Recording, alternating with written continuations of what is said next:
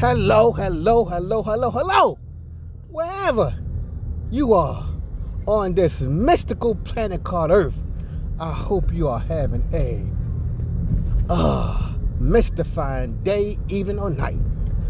Today, I'm just going to be talking about a much aligned, much overlooked Star Trek series, Enterprise.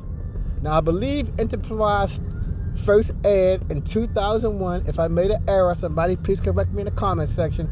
2001. I think it ended like 2004 or something like that, because it only lasted 4 seasons, which is rare, because I watched all of the major Star Trek series from 1990s up until the early 2000s.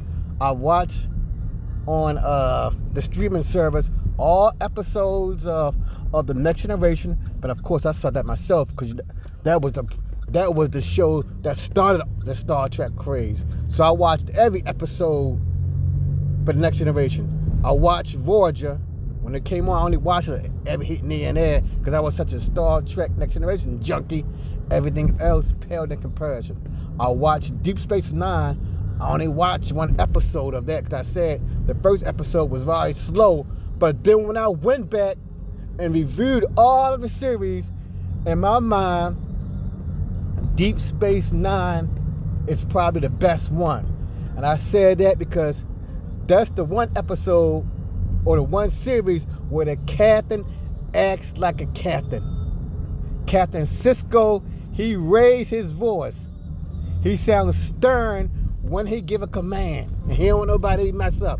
So that's my best one. And plus he was that emissary thing too. So that added another little twist to the Star Trek lore. He was the Bajoran emissary. And at first he didn't like it.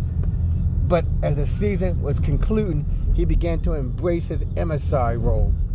But I said, this episode I'm talking about, Enterprise. When it first came on in 2001, I only watched about a couple episodes here and there. I didn't get into it that much because it seemed like it was too primitive. But now that I look at it in hindsight, I like that it didn't have doors that open up all the time. It didn't have a turbo lift you walk in and just speak and it take you there. I like it because the people, they terrified of getting in that transporter.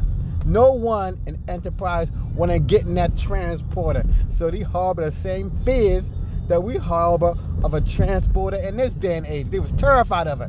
They didn't like the ideas of their body being broken down into atoms and whatever and then reassembled. They didn't like that. That terrified all of them. They didn't have the food replicator. They had an actual chef. Now I'm watching Enterprise season 2 right now. I wouldn't think they're gonna ever show that chef. And he's serving a crew of like over 80 people. So is it just one chef or a number of chefs? But the way Captain Archer keep talking, he making it sound like there's one chef there and they working him like he's a servant on that ship, if it's just one of them. So those are some of the few reasons I love Enterprise 2. That I got into it after 19 years later. I got into it because everything feels fresh. It feels fresh. When they meet a Klingon, it's new. When they meet a Romulan, he said they couldn't even pronounce the word Romulan. The Vulcan T'Pol had to correct them and say Romulan. So I like that. They got a lot. It feels brand new. No fancy dancy technology.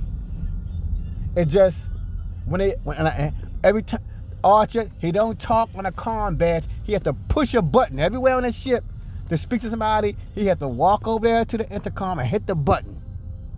See, it's appealing.